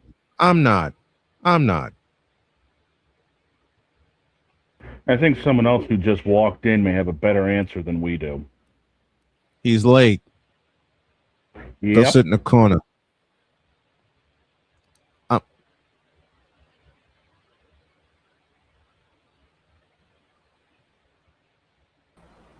Mexico Why got are you out. getting depressed? La Raza lost. El Tri lost. We lost to Okay. England. Final was 3-2. Ouch. Yeah, that game. England spent the majority of the game with 10 players, and Mexico still lost. Because we couldn't keep our composure. It would have been 2-2 going into full time had we not given up that penalty. Oops. But what's the thing you think I have the answer for? We How don't. the hell- how the we hell did don't. that red card get Stop. rescinded? Stop. I got nothing. The red card was rescinded because of public outcry. That's the only reason it was rescinded. Because the public got mad enough about the red card that FIFA was like, oh, we f***ed up, and rescinded the red card. We sure it was just the public? Do you think something else bigger happened? I'm pretty sure it's within FIFA and majority of the public, but there had to be something within FIFA that happened that ended up making that decision happen. To be fair, it was a BS red card, but I don't know. Okay. But England is going to be without one of their forwards due to a red card as well, as he was sent off at some point within the 70th minute, I believe. It was sometime in the second half. Kicked one of the Mexico players right in the shins, so he was immediately sent off. Ouch. Ouch. Yeah. Right in the shin bone. But yeah, FIFA usually rescinds red cards if they get enough public outcry, and they got plenty with this one. I mean, okay. Well, of course that's they'll why make a detailed explanation. Oh, this happened, and comparing it to other incidents and yada yada yada. They're gonna make that excuse, but in general, it's usually because of public outcry. They've rescinded red cards in the past due to public outcry, and they always make the same. They always make the same statement of, "Oh, well, looking at past incidents and the punishments they got for that, we've decided to rescind the red card and yada yada yada." Oh, so people spoke up. Plenty of people. I don't know if you saw the news articles the day after the game. Thousands of news articles talking about how it was a BS red card, how nobody thought the red card should have been a red card, and how everyone was comparing, the fact that Messi can kick somebody in the shins and get a yellow card, but Balogun accidentally steps on somebody's back heel and he gets a red card. So people want to protect their goal. Also, FIFA wants to protect their golden boy, Messi. They want to protect to get him against the outcries of people saying, well, if Messi did it, it wouldn't have been a red card. Lionel Messi, FIFA's answer to LeBron James. Listen, I love Messi. I genuinely do love Lionel Messi. I think he's one of the greatest of all time. But in FIFA tournaments, I could take him or leave him.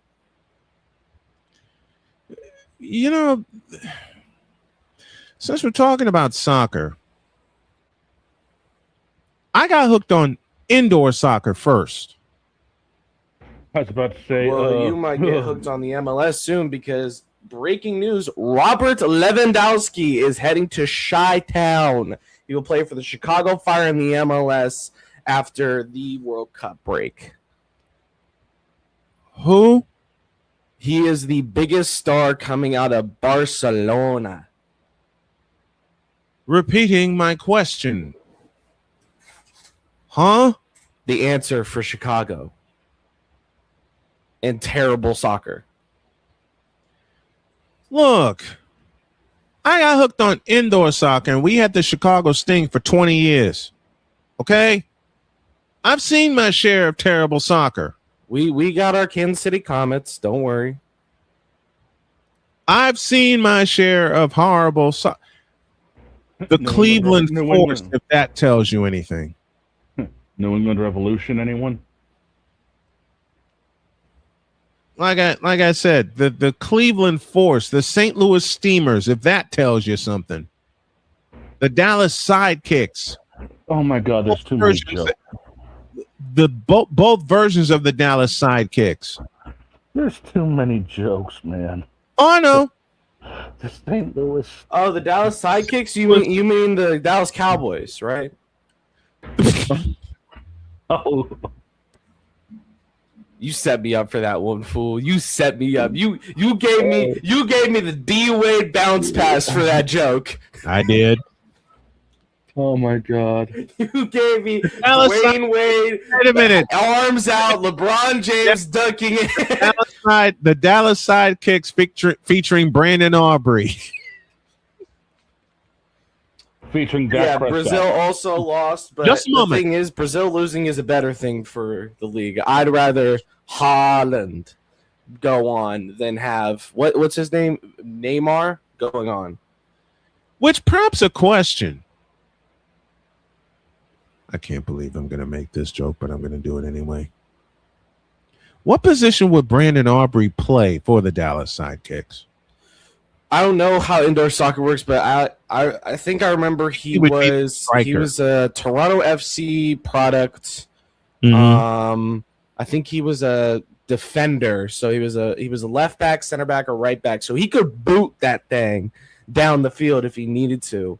But I don't think he was a striker. Let me fact check myself. Please do. Brandon Aubrey. Toronto. What position Brandon Aubrey would play? Left pine.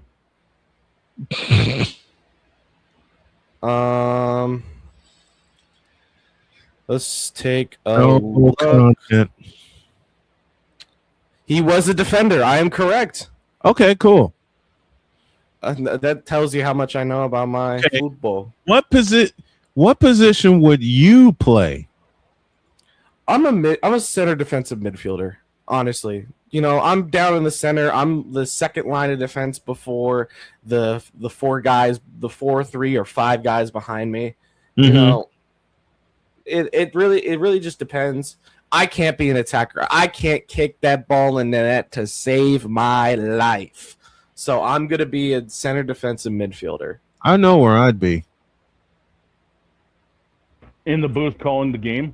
Yep. I got no business being in a soccer pitch. But let's go back to your prime. You know, when you were in peak physical shape. In what the would you booth, play? I'd be in the booth. You'd still be in the booth. Staying where the blank I am.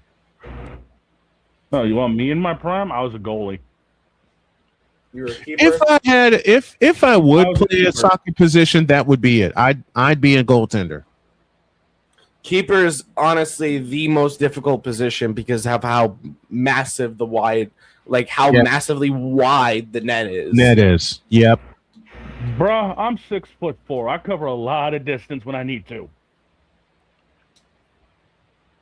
Shut up, Brian. Shut up, Brian. Make Shut the up. joke. We've got 20 minutes to kill. Shut up. Shut up. You're going to say it anyway. You're going to say it anyway. Use a troll. I can't do it. I'm not gonna. Use a troll. Hey, and we got somebody checking in from... Hey. Who's probably happy about what happened, speaking of England and Mexico. We're going to be going at least for another 20 minutes or so. I just got home. Okay, Genevieve, get in here.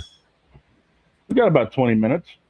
But talking about the World Cup, What Spain, would- Portugal is in about 4 hours, 3 to 4 hours. Mm-hmm. It's the young star in Lamine Yamal versus what Lamine people who? widely consider the greatest of all time, Cristiano Ronaldo.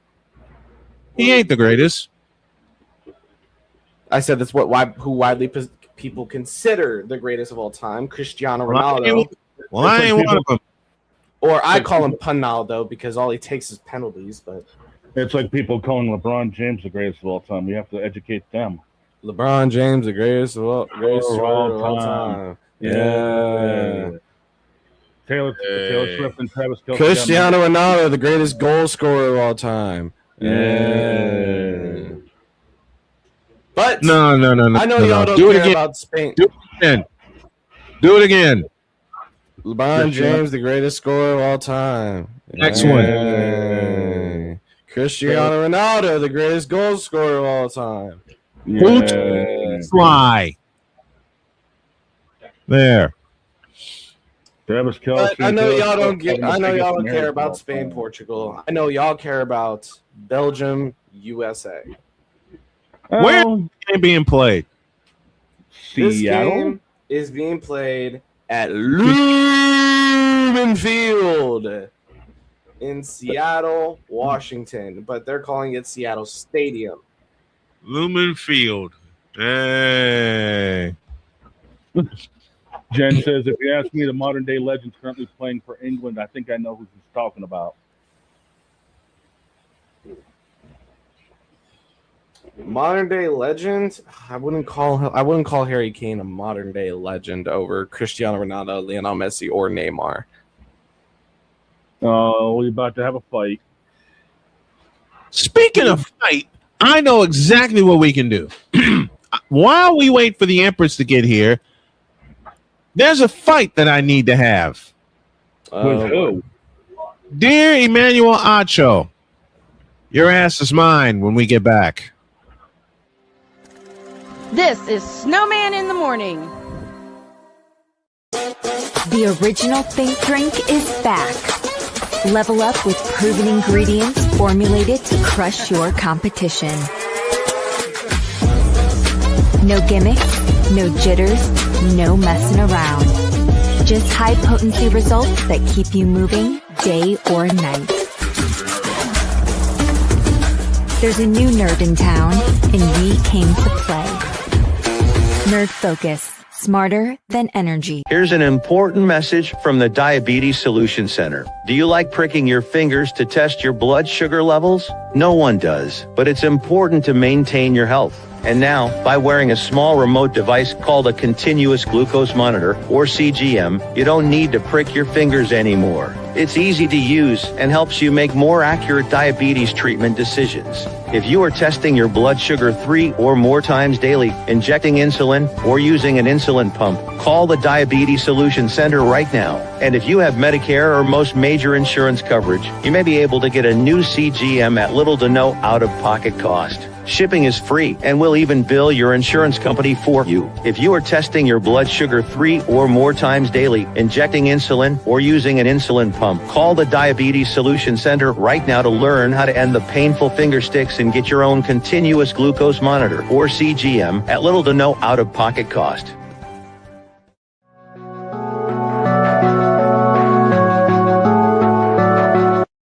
I want to do a TED Talk, but I don't have anything to talk about yet. I'm getting there. Life is for the living. We're not here that long. You can learn anything you want to learn without any money spent. What do I really enjoy? What do I really want out of life? I am your host, WIZE. Are you in a life holding pattern? Well, this is for you. Welcome to the Stuck in My Mind podcast. Live every Monday, Tuesday, and Wednesday at 4 p.m. Central.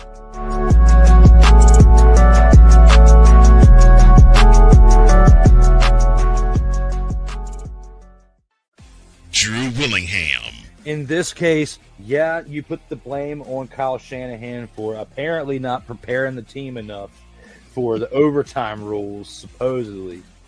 Cole Johnson. Peyton was considered the winner, and he was the darling of all darlings for Gerald. With a special appearance by Tyrone Alizé McDummy. Ain't nobody calling me. Text delete, delete, delete, delete, delete, delete. Join these two football enthusiasts as they give you total football talk.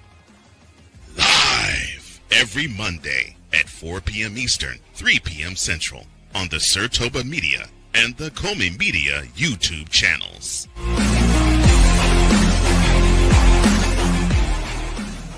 Cause we take this job so serious. I'm sorry, what are these things called? Spices? Spices, thank you. My brain went bleh. What in the all types of blue hell? This is Snowman in the Morning.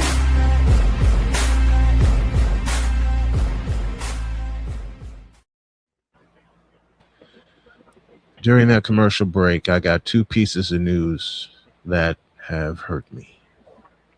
Oh, no. A member of my Marquette Catholic family, her name is Donna Payne. I watched her daughter play for Marquette Catholic, and she's on hospice right now. Oh, shit. Irreversible cancer. She had beaten cancer once, and it came back even more aggressive than ever.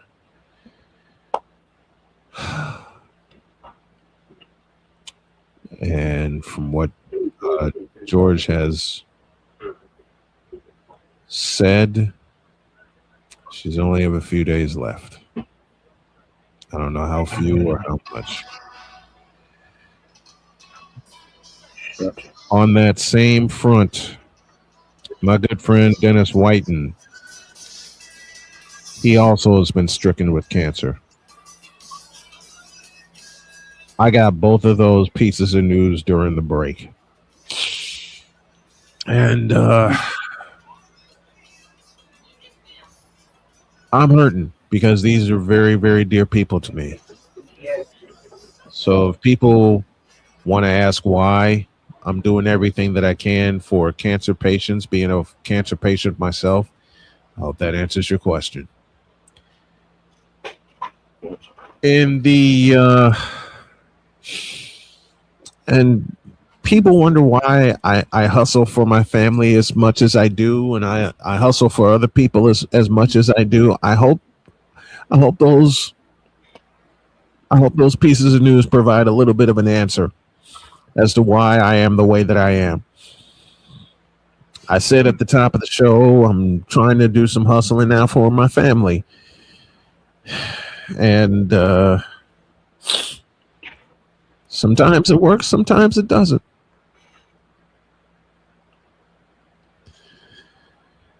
As many of you guys know, I lost both my parents to cancer.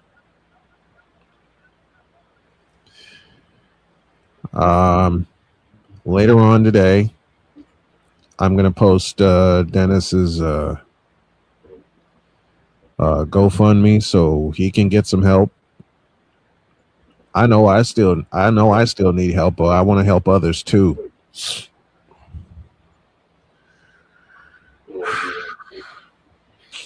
I am not in the best of shape.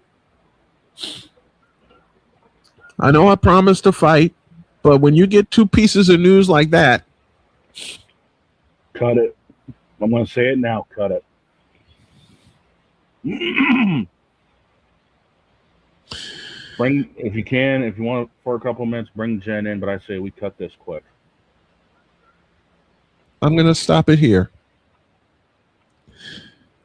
I'm going to stop here because when you go up against that word, when you go up against that, even though I'm the one who's beaten it and one of many who have, it hurts to see someone else go through it.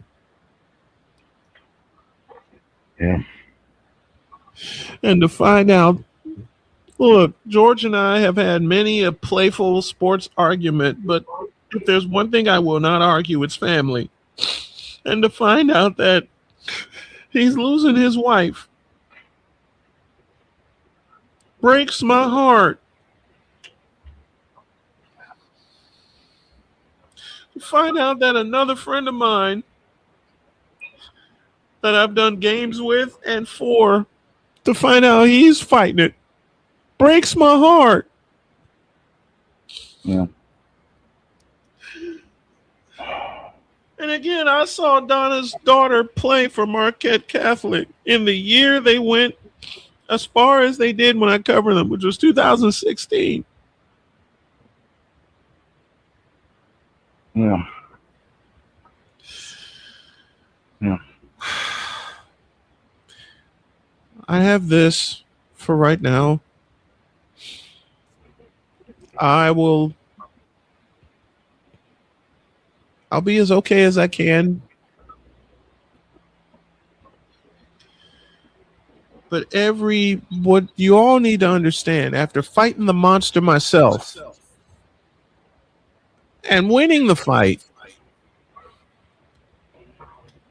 to hear someone very close to me going through the same thing and not being able to make it,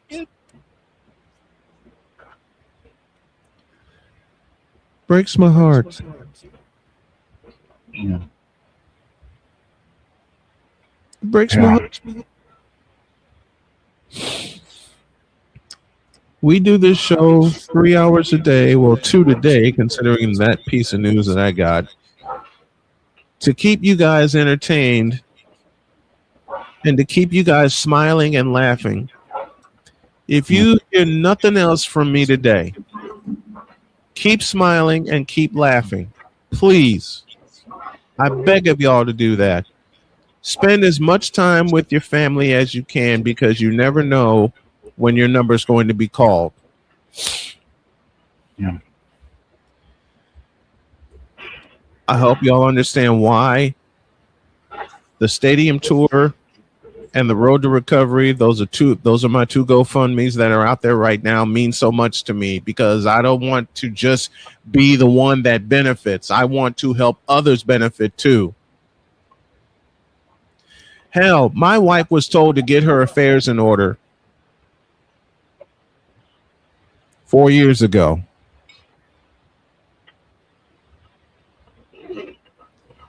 Am I glad I'm still around here kicking? You better believe it.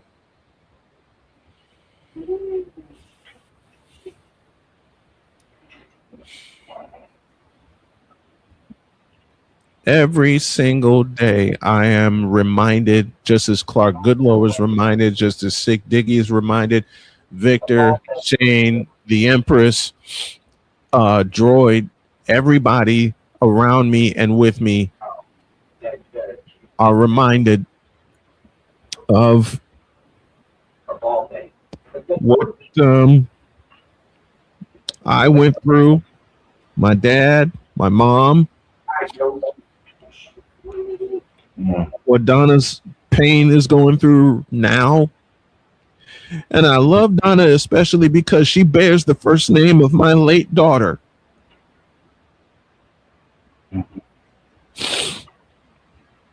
And Donna didn't even make it to 3. She was 2 when she passed. So Donna Payne, we love you dearly. George, we love you, brother. I personally know the fight that you're going through. Both sides of it. I was about to say, unfortunately, it makes 2 of us because it's still fresh in my head what happened with my dad 4 years ago. Losing him to stage 4 melanoma. And to this day, you know, I still can't watch a doggone NASCAR race without choking up a little bit thinking of my dad. You with NASCAR, me with baseball.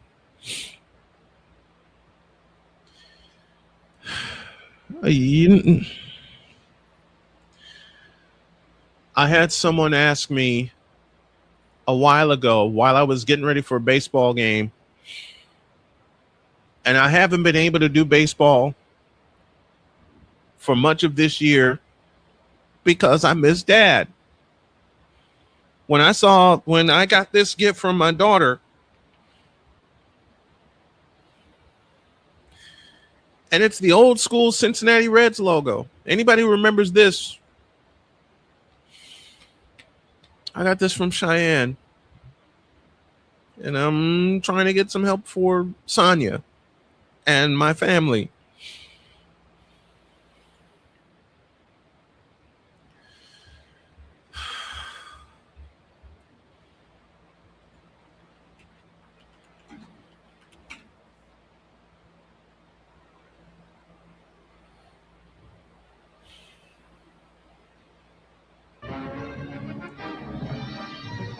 Anybody wonder why whenever I do baseball that I have the Major League Baseball theme on NBC playing as my warm-up?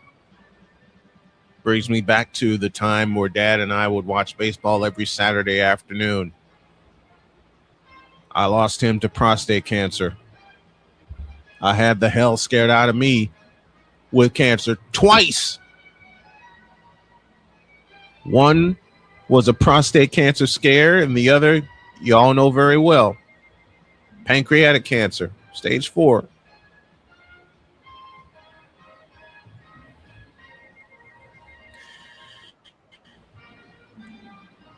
I'll say it again. To know that someone very close to me is having a family member that's going through cancer and won't be able to win the fight.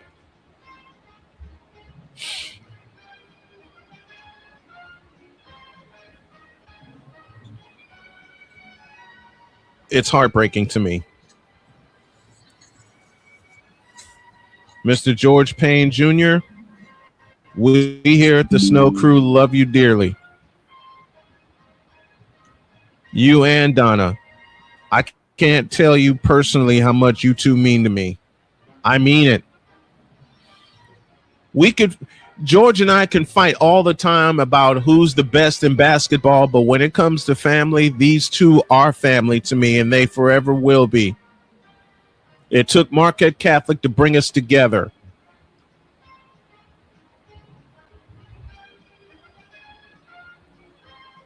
And I know how vibrant Donna was, and I can't believe I'm saying was because she can't talk or walk right now. It's devastating. Yes.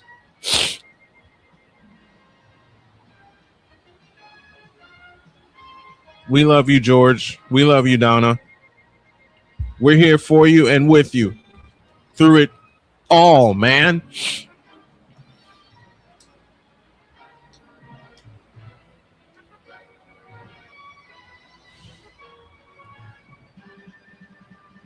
I'm going to leave you with the Major League Baseball theme on NBC circa 1985. Because if there's something that tied my family together, it was baseball before I lost Dad.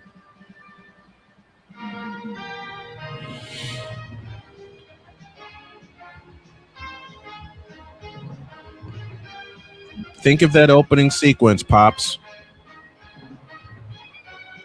That was our Saturday afternoon. Either we watch it or we go out and play it.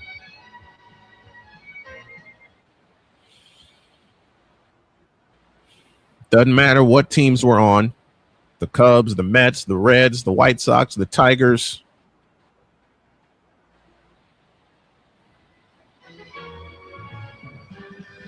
I'm glad I'm here carrying on your legacy, William.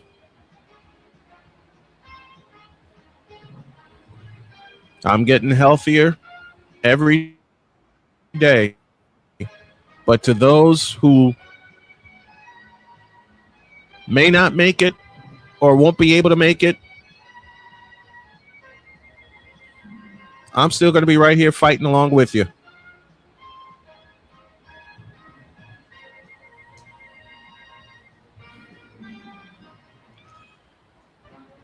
And again, it just hurts so much to hear this piece of news. And I know it hurts Shane also because he lost his dad 4 years ago.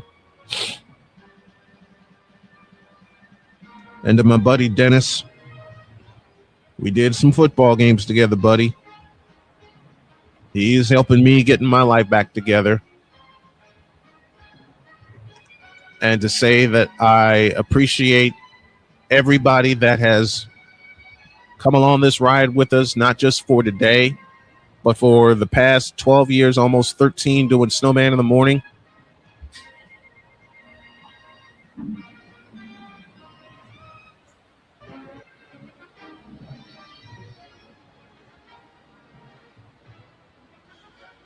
And Bruce Marmee, a part of the Snow Crew, I'm writing down every piece of advice that I see here in front of me.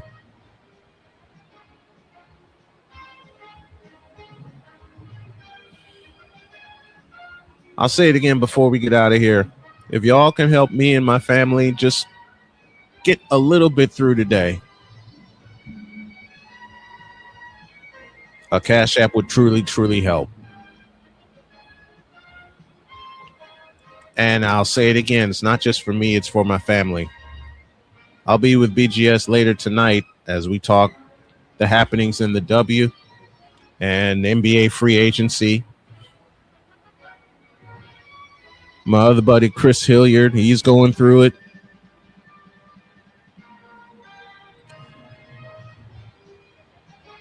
And we'll be here tomorrow.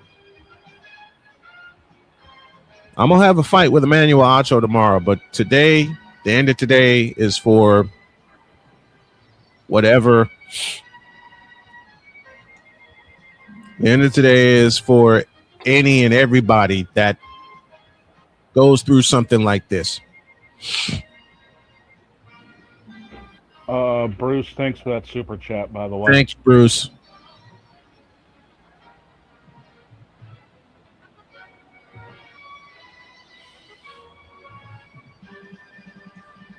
We're going to let this theme take us out. Have a great day. God bless. Remember to make your next move your best move. And always remember, if your dreams don't scare you, they're simply not big enough. Dream big, do bigger. And to all the cancer patients I know and the ones who all come to know, keep fighting. Stay in the fight.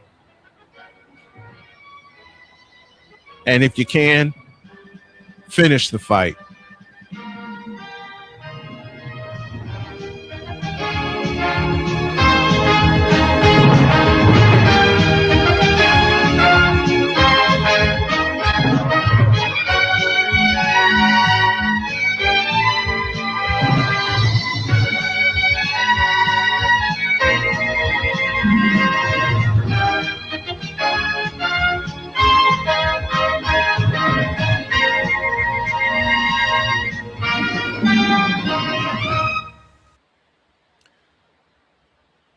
We love you.